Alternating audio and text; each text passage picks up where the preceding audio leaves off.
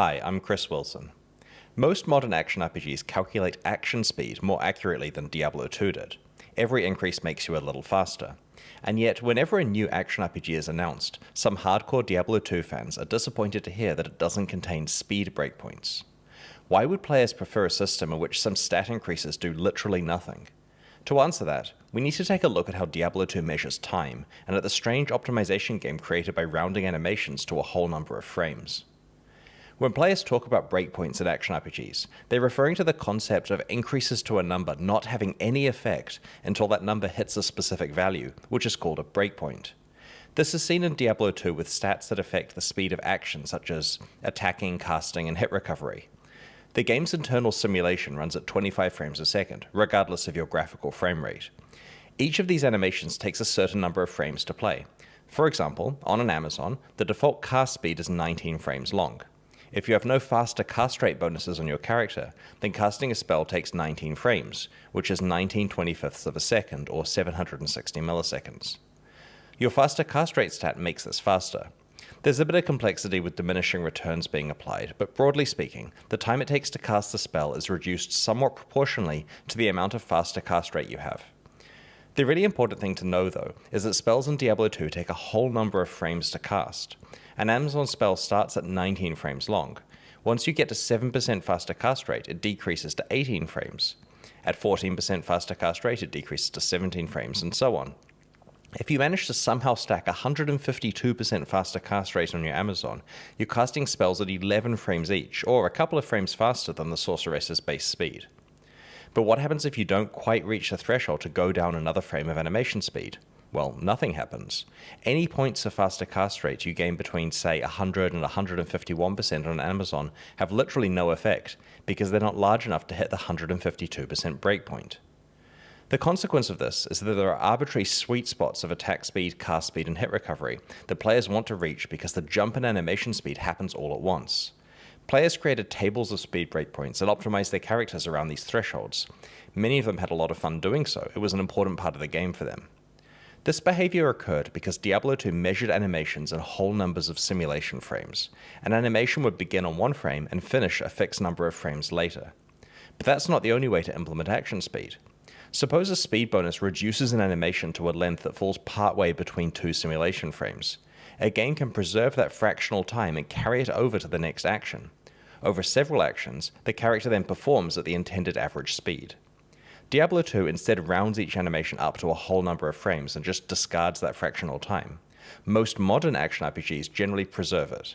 This means that every speed bonus contributes to your effective speed, even when it is too small to remove an entire frame from a single animation. But it also means there are no speed breakpoints. There are no particular values that suddenly grant a jump in power, because each incremental bonus already has an incremental effect.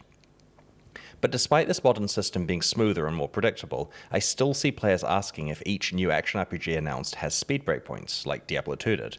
Maybe there's something to them that actually makes them more fun. I want to examine the advantages of each of the two approaches to try to work out what type of game each might be appropriate for. So the advantages of the modern approach are pretty straightforward.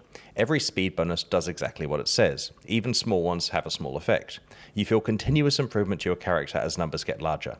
And there isn't a feeling of, well, I shouldn't get that mod because it will actually do nothing for me unless I can find even more of that property somewhere. The breakpoint approach, on the other hand, does not have these advantages. Instead, players need to hit arbitrary thresholds for their speed bonuses to do anything. This adds a certain texture to the game, where it's not just a mindless more is better kind of system, and there's actual planning involved for high-level play. Some players like this because it allows greater opportunity for build optimization and for them to build more effective characters than their peers, and win the item game essentially. But this breakpoint system is complex and is very hard to explain to people, especially new players. Diablo II is actually even more complex than I have described so far. There can also be secondary thresholds, where the animation remains the same total length, but the attack or spell connects one frame earlier. Is this breakpoint system okay for new players? Well, they're certainly not going to understand it at first, and it might put them off playing if they hear about this type of complexity. I'm not sure that's actually a big problem though. I played thousands of hours of Diablo II before I found out about speed breakpoints, and I only learned about the sub-breakpoints I was just discussing while writing this very video. The game was still enjoyable without knowing any of this information. Also, under the breakpoint system, the speed stats still generally do what they say in an overall sense. More cast speed does eventually end up resulting in faster casts, and the earlier breakpoints are quite close together.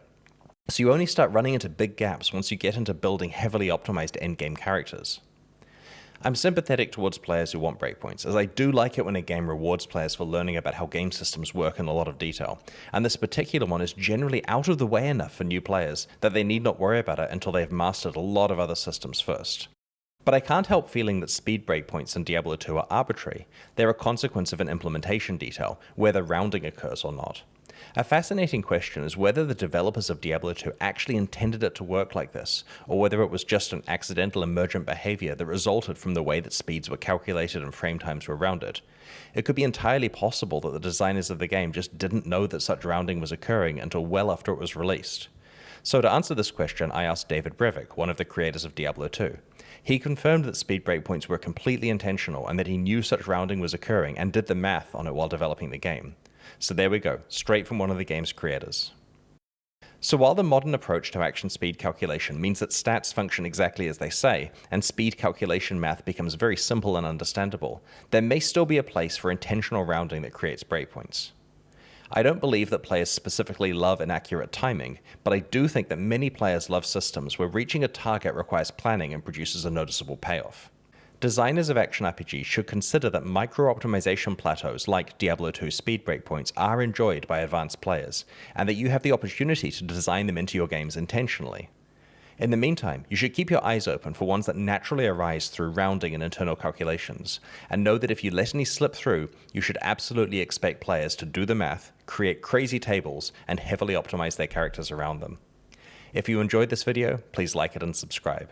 Thanks very much, and I'll see you next time.